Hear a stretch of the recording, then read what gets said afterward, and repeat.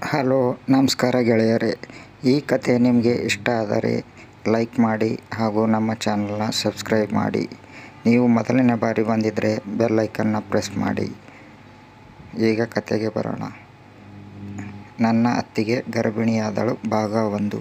ನೀವು ಬೇಕಾದರೆ ವ್ಯಾಲ್ಯೂಮ್ನ ಮ್ಯೂಟ್ ಮಾಡಿಕೊಂಡು ಓದಬಹುದು. ಈ ಕತೆಗೂ ನನ್ನ ವಾಯ್ಸ್ಗೂ ಸಂಬಂಧ ಇಲ್ಲ, ಹಾಗಾಗಿ ನೀವು ಓದೋದ್ರಿಂದ ತುಂಬ ಮಜಾ ಬರುತ್ತೆ. ಒಂದು ಬಾರಿ ಅಕ್ಬರ ಮತ್ತು ಬೀರ್ಬಲ್ ಕುದುರೆ ಸವಾರಿ ಮಾಡುತ್ತಾ ಯಮುನಾ ನದಿ ದಡದವರೆಗೆ ತಲುಪಿದರು. ಆಗ ಸಾಯಂಕಾಲದ ಸಮಯವಾಗಿದ್ದರಿಂದ ನದಿಯಲ್ಲಿ ಸ್ನಾನ ಮಾಡುತ್ತಿದ್ದರು.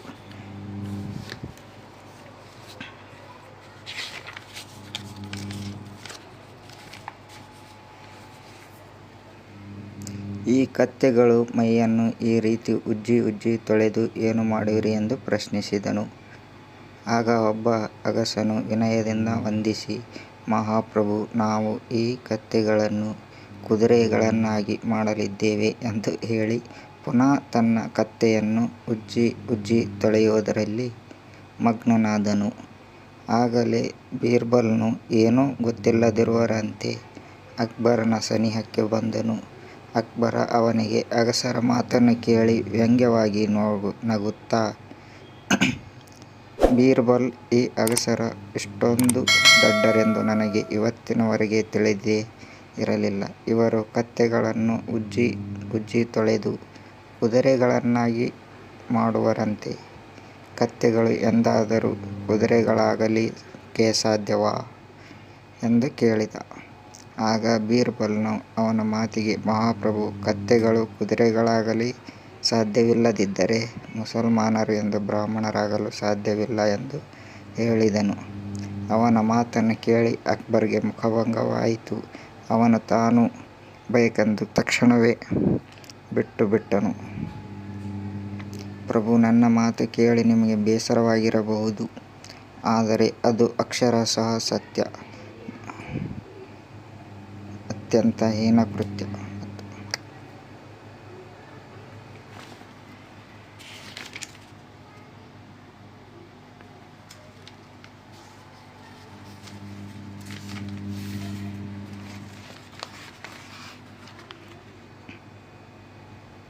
ಅಕ್ಬರ ಚಕ್ರವರ್ತಿಗೆ ತಾನು ಎಲ್ಲರಿಗೂ ಒಂದೇ ರೀತಿಯ ನ್ಯಾಯವನ್ನು ಕೊಡಬೇಕೆಂದು ನಿರ್ಧರಿಸಿದನು.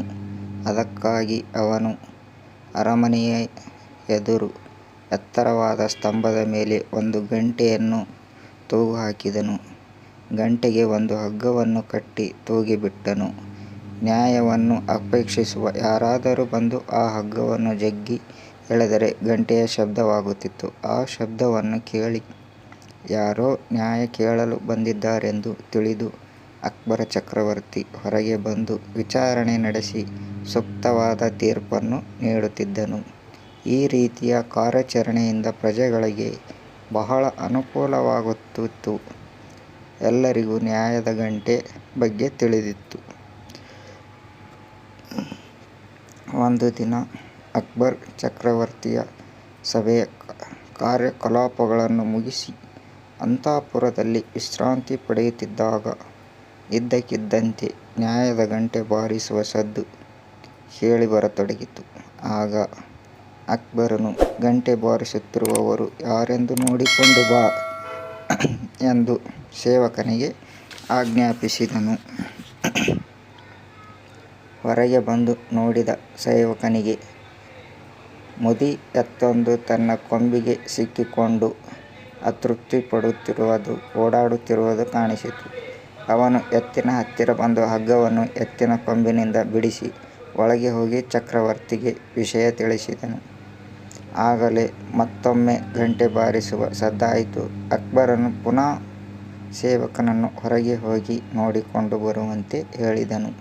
ಹೊರಗೆ ಹೋಗಿ ನೋಡಿ ಬಂದ ಸೇವಕ ಪುನಃ ಅದೇ ಎತ್ತು ಹಗ್ಗವನ್ನು ಜಗ್ಗುತ್ತಿದೆಯೆಂದು ಹೇಳಿದನು. ಆಗ ಅಕ್ಬರನು, ನನ್ನ ರಾಜ್ಯಭಾರದಲ್ಲಿ ಮನುಷ್ಯರಿಗೂ ಪ್ರಾಣಿಗಳಿಗೂ ಒಂದೇ ನ್ಯಾಯ. ಆದ್ದರಿಂದ ಆ ಎತ್ತನ್ನು ಸಭೆಗೆ ಕರೆತಾ, ನಾನು ಅಲ್ಲಿಗೆ ಬರುತ್ತೇನೆ. ಹಾಗೆ ಸಭಾ ಸದಸ್ಯರನ್ನು ಬರಮಾಡು ಎಂದು ಆಜ್ಞಾಪಿಸಿದನು. ಸ್ವಲ್ಪ ಸಮಯದಲ್ಲೇ ಪುನಃ ಸಭೆಯು ಸೇರಿತು. ಆಗ ಅಕ್ಬರನು ಸಭಿಕರಿಗೆ, ಆ ಎತ್ತಿನ ಪ್ರಾರ್ಥನೆ ಏನೆಂಬುದನ್ನು ತಿಳಿದುಕೊಳ್ಳಿರಿ ಎಂದು ಆಜ್ಞಾಪಿಸಿದನು. ಮೂಕ ಪ್ರಾಣಿಯ ಬೇಡಿಕೆ ತಮಗೆ ಹೇಗೆ ಅರ್ಥವಾಗಬೇಕೆಂದುಕೊಂಡರು. ಎಲ್ಲರೂ ಮೌನವಾಗಿ ಕುಳಿತರು. ಆಗಲೇ ಒಳಬಂದ ಬೀರ್ಬಲ್ಗೂ ಸಹ ಅಕ್ಬರ್ ಅದೇ ರೀತಿ ಆಜ್ಞೆ ಇಟ್ಟ. ಬೀರ್ಬಲ್ ಮನದಲ್ಲೇ ನಗುತ್ತಾ ಆ ಎತ್ತಿನ ಬಳಿ ಹೋಗಿ ಅದರ ಮೃದು ದಡವಿ ಅದರೊಂದಿಗೆ ಮಾತನಾಡುವಂತೆ ಸ್ವಲ್ಪ ಹೊತ್ತು ನಟಿಸಿ ನಂತರ ಅದರ ಅವಸ್ಥೆಯನ್ನು ಅರ್ಥ ಮಾಡಿಕೊಂಡು, ಮಹಾಪ್ರಭು, ಈ ಎತ್ತು ಯಜಮಾನನ ಬಗ್ಗೆ ನ್ಯಾಯ ಕೇಳಲು ಬಂದಿದೆ. ಮುದಿಯಾಗುವವರೆಗೂ ನನ್ನಿಂದ ಚೆನ್ನಾಗಿ ದುಡಿಸಿಕೊಂಡು ಈಗ ಹೊಟ್ಟೆಗೂ ಹಾಕದೆ ನನ್ನನ್ನು ಮನೆಯಿಂದ ಹೊರಗೆ ಓಡಿಸಿದ್ದಾನೆಂದು ದೂರು ಹೇಳುತ್ತಿದೆ ಎಂದನು. ಅವನ ಮಾತನ್ನು ಅಲ್ಲಿ ಚಕ್ರವರ್ತಿಯು, ಬೀರ್ಬಲ್, ಈ ಎತ್ತು ಸತ್ಯವನ್ನೇ ಹೇಳುತ್ತಿದೆ. ಇದಕ್ಕೆ ನ್ಯಾಯ